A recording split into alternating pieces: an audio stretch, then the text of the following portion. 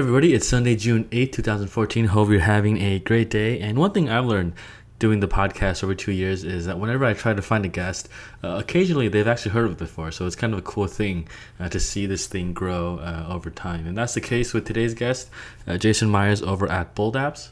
So I actually heard about his development shop through the Shopify Twitter account. I think it's run by Mark Hayes, who runs the PR over there. And I went to their shop, went to their website actually, and it looked like they were doing some pretty cool stuff on that platform. So today we're going to talk about bundling, upselling, and discounting. And before we get into it, if you're based in the US and you have an e-commerce store, you've been listening to the podcast for a couple of months, maybe a year, or you've been with me since the beginning, I'm going to be looking into hosting a mastermind event on September 28th in Austin, Texas.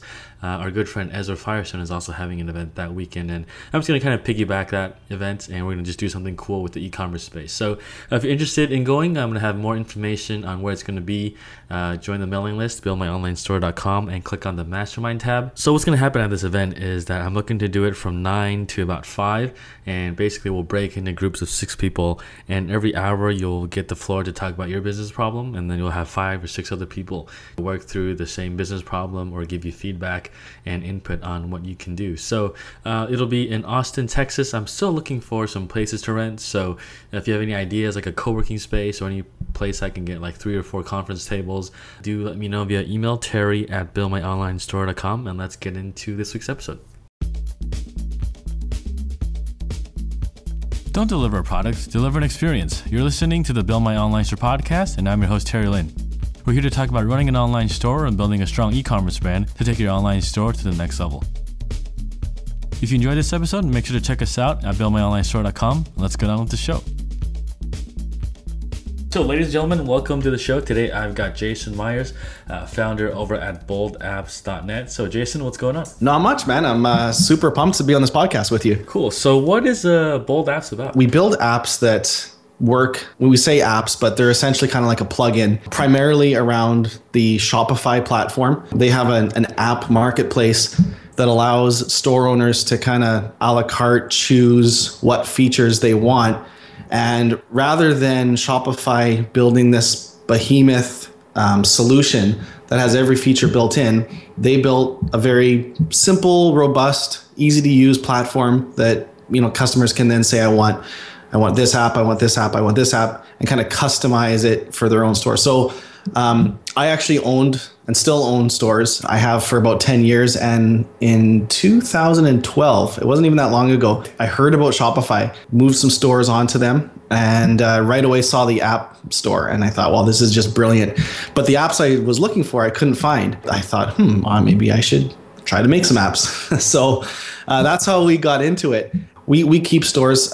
We have 2 stores we run, and the main thing is just to really kind of to stay in touch with store owners, to know kind of what they want.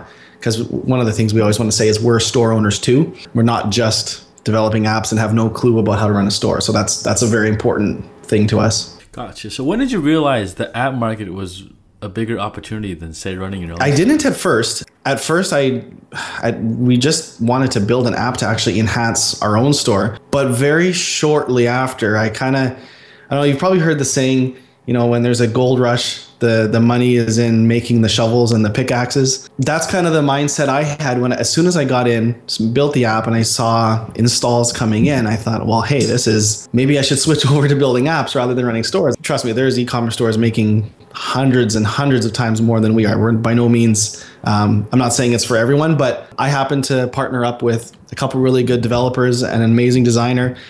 So after we launched the first app, we were really ambitious, and we said, well, let's launch another one. Let's launch another one.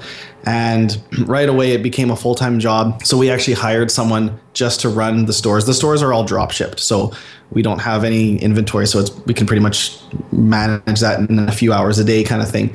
But we then went to focus all our time on these apps. So I don't know, probably I'd say about 3 or 4 weeks after we built these apps, we knew right away. We said, okay, this is it. We're going. We all had full-time jobs at the time, but we said, we're going all in. We launched our first app April of 2012.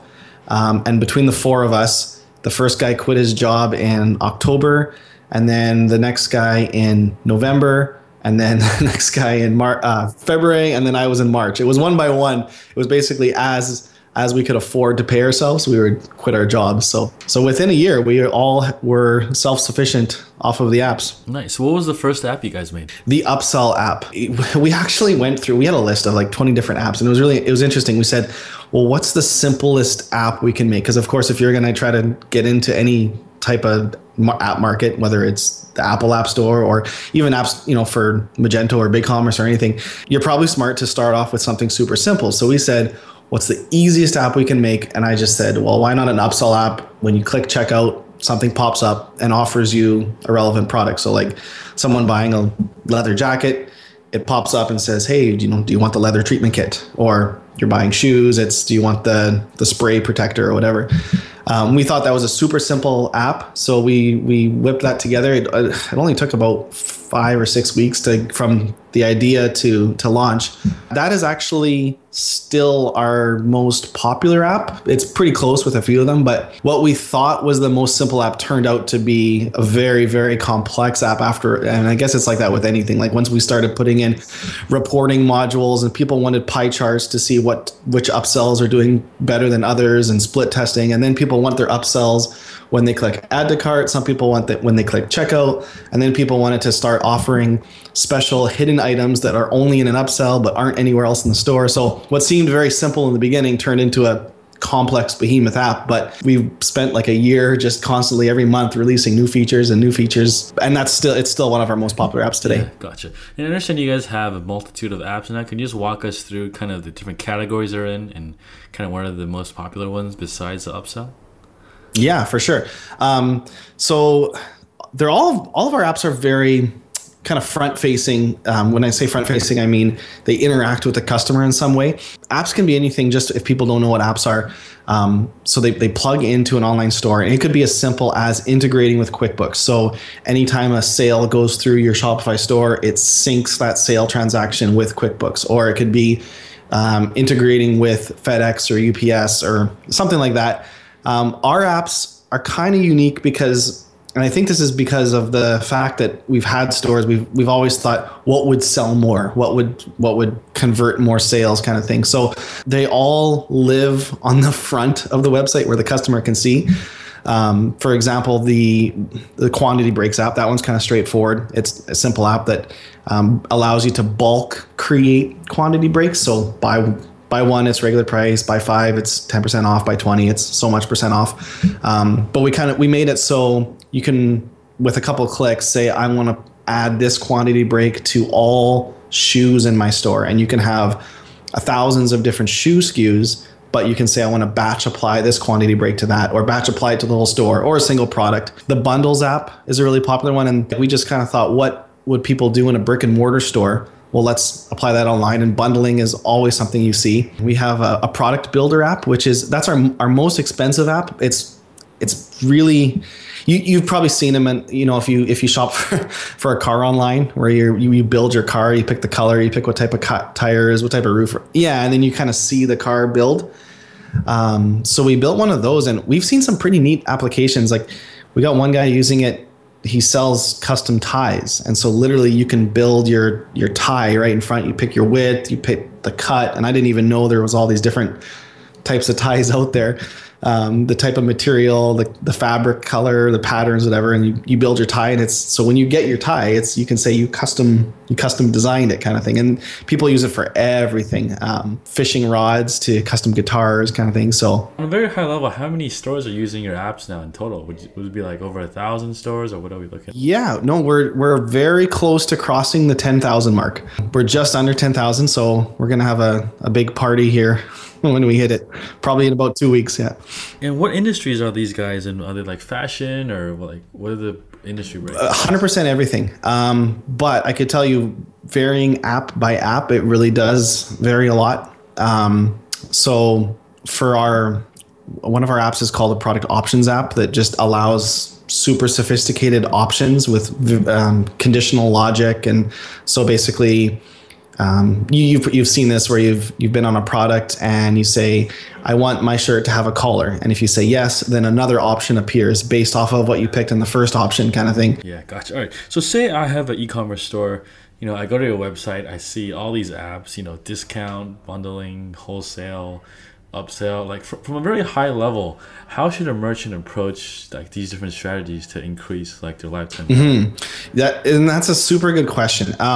Because it's a big marketplace, the App Store, and I see like people just they get their store and they go in and they just start rapid firing installing apps and trying it because it's like if you're an e-commerce store owner, you go in the Shopify App Store, you're a kid in a candy store. Like you're Yeah, you just go nuts and you start installing everything. oh totally, like you would want, hey, out of stock reminder, heck yeah. You know, if something out of stock, yeah, I want a pop-up that pops up when I land on a product page offering them another product, heck yeah. A welcome thing that says get 10% off. All of a sudden you've got this store, you get on, there's things popping up everywhere and you click on something and you get another thing, and it's a lot of people overdo it. My best recommendation is really when you start, keep it simple. Definitely depending on what your clientele is, you obviously want to market towards it. So like if you do have wholesale customers, you'll have to have some type of special app for that kind of thing. For example, like with our upsell app, I would say 50 to 60% of people, they just install it, and because they're busy, store owners, a lot of them have 9 to 5 jobs and they do it in the evenings or something, they just make a very simple upsell that's spend $100. Like if it's they sell sunglasses, it get offered a case, and they'll see 2 to 6% conversion on the upsell. But with an hour or two of work, if they just created some custom ones, so when I buy a Oakley sunglass, it recommends the Oakley neck strap. I actually read a study last week too. It was really interesting. I sent an email out about it because I found it so interesting. But they tested a whole bunch of different ones. So when you buy a product, recommending something that is 10% of the product price, 20%, all the way up to 100%. So if you buy a $100 t-shirt and you recommend something that's $10 or $80, the magic number was 60% less. So $40. So if you sell something that's $100, your product you're offering shouldn't be more than $40. So that was kind of the sweet spot. With a couple hours of work, we have about maybe 15 to 20% of our stores seeing well over 40, 50% conversion on their upsell offers. So that means like they're doubling every half of all the orders that go through their store just because they're taking the time to make them very applicable to what the person's buying and a good ratio versus what the cart size is. Before we get into deeper, so you're saying the default ones say 2 to 6% conversion, and that's supposed to be really low across like the industry, or is it just kind of within your platform? I'm just kind of curious. So that 2 to 6% is conversion of the upsell offer, not of the total checkout. And then so you're saying if you customize it more, you can get half of those people to take your upsell. Yep, totally. Like we have in the app, we have a dashboard. So for every single offer, you can see what the conversion rate is. You can run some split testing. So like 1 week with a t-shirt, you can offer a hat, or 1 week with a t-shirt, you can offer a lip gloss or something. And you can compare conversion rates. We also have in our back end, just like a global conversion. It's just something we kind of more track for fun. And also because we get people asking us like what works. So we want to see what's working for what stores, and we help a ton of stores set them up too. But the stores that are doing it right, they're seeing many of them over 50% conversion. So this is kind of out of left field question. So what you're saying is that this is probably a better conversion strategy to optimize, or rather than say email marketing or something more on the top level funnel, right? Because you're basically doubling everything. I definitely wouldn't take away from email marketing. That's huge. But in terms of like, sounds like from the bang for the buck in the short term, this is like a better strategy. Or I mean, what are your thoughts if you compare it to something else that you could optimize for? Like it's something brick and mortar stores rely on, right? Like when you go to Best Buy and they always try to upsell something, and whether it's product protection or whether it's the spray cleaner for the TV or something. And a lot of employees will tell you that they sell larger products sometimes at a loss leader, right? Like it's just to get them in the products. It's what they advertise, but then the upsell is where they make the margins, and it's a competitive marketplace. And even if you're not in that competitive marketplace, it just goes to show that if large Fortune 500 companies build their business around that concept, that when you're starting, it's a concept that works, and it's a concept that when done done right, customers will, 30 to 50% will convert on it. So, I mean, that's something I would do from day one. But the mistake is most people, they install it, like I said, and they try to set it up as quickly as possible. And one of the things you can do with an upsell is trigger by dollar value. And sometimes I almost want to take that out because it's just kind of like a lazy tool. I can say anytime someone spends $100, offer this product, but it's not at all related to the product. It's so much better to say when anyone buys where product type equals Oakley and product type equals sports glasses, right? Like you can classify what triggers the upsell, and it doesn't take long to do it. But when they do that, it's a huge conversion improvement. Yeah, because you're going after the context, not just a dollar value. Totally. And the customer is almost even thankful. Like when it pops up and says, oh, you know what? I'm buying a Canon camera and it's recommending the exact extra Canon battery. And I say, oh man, yeah, you know what? That's great. I would love to have this extra battery when I go on my vacation so I don't run out. But if it pops up and it recommends like a case that's for a little compact elf that is not the camera I'm buying, I'm almost annoyed. I'm like, okay, guys, come on. You know what I mean? That's unfortunately, that's what we see a lot of. But so if I take those out though, it's very, very successful, but the problem is, and it's like that with anything, like even with our bundles app, or any of them, if for the time it takes to install it, I would say, give it an hour or two, learn how it works, and then you will see huge success with it. Like almost every single one of our apps, like they're not expensive. They're $4 or $9 or something like that. But the store owners just say that, this app pays for itself every single day or every single week or something like that. So are there any store revenue levels you think that makes sense to have your apps, or is it just strictly like day one if it can pay for itself? Some of them are definitely more enterprise-ish, the wholesale app, but like the store locator app, I can't see someone just starting off unless you have like a lot of kiosks all over the place or something. But almost all of our apps have a 30-day trial, and so it doesn't hurt to try them. But I do think, you want to be strategic off the start. See, what gets me, and this is between us and all your listeners, is, and I see this all the time, is they'll invest so much, whatever it is, their computer, their infrastructure, their time is a huge investment if they're investing time in the evenings to start a business. Like set aside an amount, like don't think of every app purchase, and even outside of apps, even on the bigger picture, like you need a MailChimp account, you need all these other tools. You might need Optimizely or whatever, some type of, like, maybe you want to use Hittail or some SEO tools. Like when you think outside of it, if you think every single one, $9 a month, I know it adds up, but before you even go down that road, like if you could just set aside, okay, I'm going in this business, I'm gonna budget $100 a month, $200 a month. It doesn't have to be much. It could be even less for my tools that I think will increase and that I could kind of track that a conversion value on. Like a MailChimp account, I can, even though it's free for a couple thousand users, I can still eventually track like my cost per conversions from MailChimp. Most of the apps you can track when someone buys something in a bundle, or when they buy it in an upsell, or when they buy it as a quantity break, but set aside that much and don't think about it for 6 months, just work at it. I see so many times that a store should be using it, they install it, they uninstall it after the free trial, and we automatically email out everyone who uninstalls it. We just say, hey, noticed you uninstalled it. Can you give us any feedback, your thoughts? And I would say 90% of the time it's, you know what, we're just getting started right now. We don't really have the money for this. Maybe we'll circle back. It always hurts me because I think, well, you know what, if you worked at it for a couple months, like you should be upselling, 50% of everything you sell, and it should be making you far more than $9 or whatever, I know store owners don't often have that mindset in the beginning, as they think of every single charge, but that would be something I would suggest, is if they could just kind of see that as a tool's expense that is just almost has to be there. And whether it's apps or, like I said, third-party things completely outside. Yeah, it's like people that buy the latest Apple product, but they skimp on like a $4 latte or something like that, right? And they don't want to pay the extra 50 cents or something like that. Yeah, pretty much. Most of them work out to 10 cents. Well, these apps are, anywhere from 10 to 30 cents a day, I guess, if you want to say that.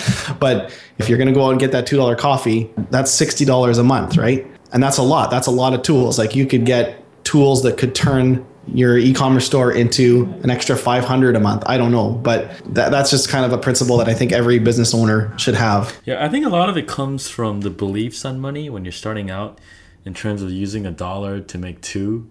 I think for a lot of kind of people starting out, even for me sometimes, it's like it's foreign and you need to force your brain to think that, oh, okay, there's ROI on this. So as long as I'll just keep throwing money on it, right? So yeah, what's always helped me is just setting it like a certain amount aside that I don't have to feel guilty every time I make a decision. Like if I say I'm going to spend a couple $100s a month in some form of online advertising, and so then when I purchase some AdWords or a banner or some whatever, I don't. It's not like a decision every time going, can we afford this? Can we not afford this? Is I've mentally already committed $200 a month. And it's almost fun each month saying, okay, this month, where are we going to use this money? Because I've mentally decided I'm going to spend it. But if you have to make that mental decision 10 times a month, every single thing, it's stressful. So I'm looking at your website now. I see Microsoft, Dodo Case, LMFAO, a bunch of guys using your app. So what are some of like the cool apps they use that have been really leveraged really well? Kind of besides the upsell, since we kind of talked about it already. The bigger stores, they definitely all use that upsell app.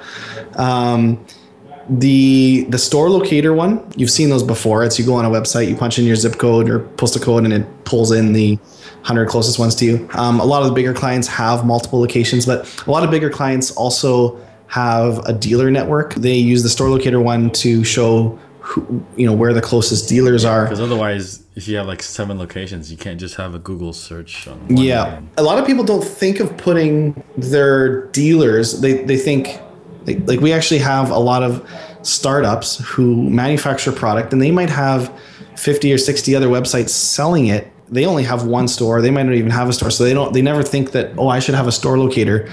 But it's kind of cool that if you manufacture some product, that to go on your website and punch in a store locator and see all the places it's sold gives your brand some clout to say, hey, it's sold like all over the United States or all over the world. Yeah. So one thing you mentioned earlier was that there was some study you saw where if your upsell, your cart order size is $100, you don't want to upsell more than $40 or something like that. So do you have any similar stats for say like discounting or bundling or any other strategy of that nature? Ooh, that's a good question. Not off the top of my head. I always look these kind of things up because I always want to email our users and tell them that, this type of bundle works. And I happen to have that stat in my head because last week I emailed the upsell users. I found the article, How to Persuade People Online, 17 Lesser Known Jedi Mind Tricks.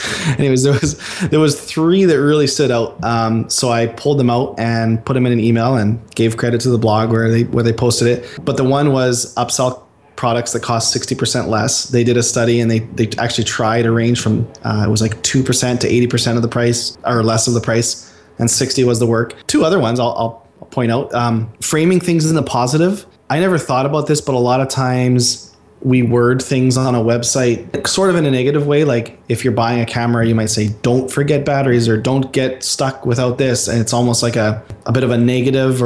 But if you would say something like, use this to add, buying the leather jacket, add 5 to 10 years of life to your jacket, more of a positive kind of approach rather than a negative one. Well, like how Amazon says it, you might also like this, and this, and actually right. You do. So you just add it totally, in there. Yeah. Because I think when you say like, don't forget, it's almost like a talking down, like, yeah, like a nagging. Yeah, exactly. Like don't forget to do your homework. Yeah, thanks, Cyber Mom. I know what I need. You know what I mean? Like, tell me what to forget when I'm checking out. Yeah, exactly. So they just said frame it in the positive. And then this one is kind of I think a common one, but you've probably heard this, the paradox of choice.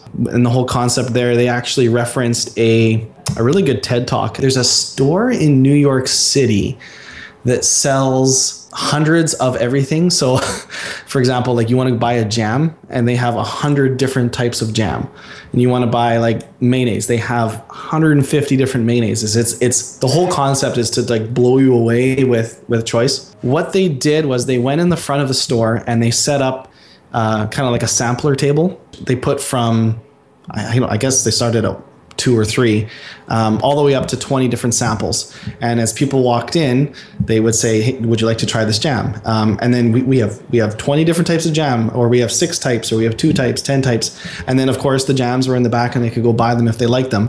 What they found was 6 or less people would go and buy. When they got to the front and they saw 18 different types of jams, they would kind of go, well, where do I start? Yeah. So the whole concept is it's really, we think we have to give customers tons of choice, but we're actually causing more confusion and doing harm. And the reason why I put that one in the upsell is it's so common. People want to recommend 20 products when someone buys one. You know what I mean? If they keep it simple, like 3 products, I like 3 because you price bracket, you put a low price, a medium price, a high price. And then there's the 3 types of shoppers. There's your economy shoppers who want the cheapest. There's the people who they want the most expensive because they're a premium kind of guy. And there's people say, I'm in the middle. I don't want the most, I don't want the cheapest, I'm a middle kind of guy. Like that those are your 3 types of people right there. You know what I mean? So why offer 20? And then that person can't mentally, they have to psychologically say, I'm in this bracket. You know what I mean? Make it easy for them. And I think the mentality that offered 20 upsells comes from the fact that, ooh, what if this guy likes that? I don't want to leave it out in case someone adds it, right? And then exactly. Yep. Nothing. Like when you're buying something, it's a sociological process too. Like other than just the product, you're placing yourself in that price bracket range, right? You have to be able to do that within a split second. You have to say, I'm the economy guy, I'm the premium guy. So 20, if you had 20 options, it would take me 10 minutes to figure out, okay, where am I in this spectrum? So let's move on into, say, like the discount and bundling app. So discount app, because I know most stores have an option to add discount codes, right? So how is this different from, say, the built-in systems like in Shopify? Totally, that's a good question. Yeah, so Shopify does have the ability to add or create coupon codes. You can create a coupon code that works on one product or your entire store, or you can give them rules. Like I can say this coupon code can be used on any product that's more than $50 or any product that is a shoe. Like you can specify different categories and stuff. Well, originally back when I had a store, and then kind of as a team, we decided together, we want to make a product that actually just puts the product on sale rather than give the customer a coupon code. Because we thought, well, what if the customer comes on your website and they don't know there's a coupon code? Like a lot of times I go on a website, I see up in the top banner, use coupon code save today to get 10% off. And they have to promote that coupon code up at the top. But if I happen to not see that coupon code or I don't get it, I don't know that the product's on sale. And I should say, there is definitely a place for coupon codes, especially like email marketing. But if I just want to run like a Black Friday sale, I want to put my whole entire website at 30% off. I can just, with one click, say entire website, 30% off. Boom. Do I want the sales timer on? So now there's going to be a live countdown ticker saying the sale ends in 7 hours, 3 minutes, 21 seconds, and tick, tick, tick, it's going down. Gotcha. So it gives you more control and more efficiency to do discounts. Basically, instead of going through each product and like changing it. Right. Yeah. The biggest thing of it, you could manually in Shopify or any platform go in and of course change the price on one product. But if you have thousands of products and you want to just put a certain category on sale or the entire website on sale or whatever, that's where this app comes in. All right, cool. So let's move into bundling a little bit. So, out of all your customers, are they bundling like, 2 or 3 products or like, on a very high level? How are they using it? Yep. 3 is what we see the most of. The classic example is buy the shirt, the hat, and the gloves or the scarf or whatever. So it's a matching set, and then get 10% off. But what you also can do is we made it so you can bundle by collection. In Shopify, a collection is a category. So I can say buy any shoe, any hat, and any shirt and get 10% off too. So you're not forcing them to pick a certain one. That one's super common in the wardrobe and clothing niche. We see it too in sporting goods. Like I've seen a lot of, I think it was like remote control cars and helicopters. And I guess you buy the unit, you buy the remote control, and you buy the case or something like that too. Like in most industries, there's a scenario where products go together. Product bundling and upselling are very close. It's very similar. It's the same, like two sides of the same coin almost. Exactly, yeah. And like a customer will email us and say, what's the difference between bundling? Like if I buy this shirt and then you're saying, I can say buy the shirt and the hat and get 10% off.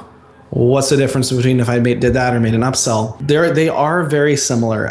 The bundles, of course, they show up on the products. It's not like a very direct sell when you click checkout. It's more of a soft sell, kind of down on the side. You kind of see it. You should decide. I don't always recommend like anyone use all of our apps.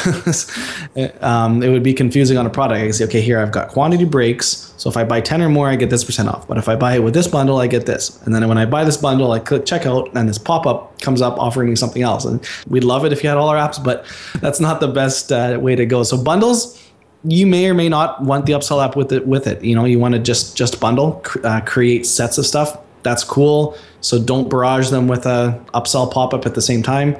Maybe just use the bundle. So those two kind of are similar, but when you see them in action, they work very different. Yeah, I guess you could say bundling is a form of upselling, but upselling doesn't mean you're always bundling, right? That's a good way of putting it. Yeah, you can steal that line from me and tell all your customers. There we go. I'll quote that. I'll put that on our app store or in our frequently asked questions. I was going to charge you 10 cents every time you use that. Quoted by Terry Lynn. Here we go. Yeah, yeah, but I think most people will understand that because maybe starting out it's just confusion, but I think when you put it that way, it makes a lot of sense. Yeah. All right, very cool. So, I guess, guys, I was at your store. There really are a lot of apps, like you said. Like I'm just looking at you just click the Shopify apps tab, and there's like 12 things that pop up. So, you know, I don't think we have time to go into all of them. So, you know, just where can we find you online if we want to find out more about what you guys do? For sure. Yeah. So our apps are all at boldapps.net. I want to say like our parent company, but we're all one company. It's boldinnovationgroup.net. We actually do some other stuff. We do custom development for stores. We set up e-commerce stores. So we have boldcommerce.net. It kind of developed out of the apps. People come to us and said, hey, can you also set up our store? And people kept asking for it. So we eventually made a department, said, sure, we'll turn into this store setup as well too. So boldapps.net is the main place people can find us, or on Twitter, bold_apps. And our commerce one is just bold_commerce. Gotcha. All right, very cool. Thanks again for joining us, Jason. And we'll keep in touch. Awesome. My pleasure. Thanks for having me. Thanks for listening to this episode of the Build My Online Store podcast. If you want the show notes, make sure to check out the website at buildmyonlinestore.com. And if you got an e-commerce store, every 2 weeks I lead a live mastermind call with about 5 or 6 of the listeners in 2 separate groups where we work openly together and solve a business problem that you have. And we're all there to support each other. So if this sounds like your cup of tea, make sure to check us out at buildmyonlinestore.com/mastermind. Thanks again for tuning in, and I'll catch up with you guys next week.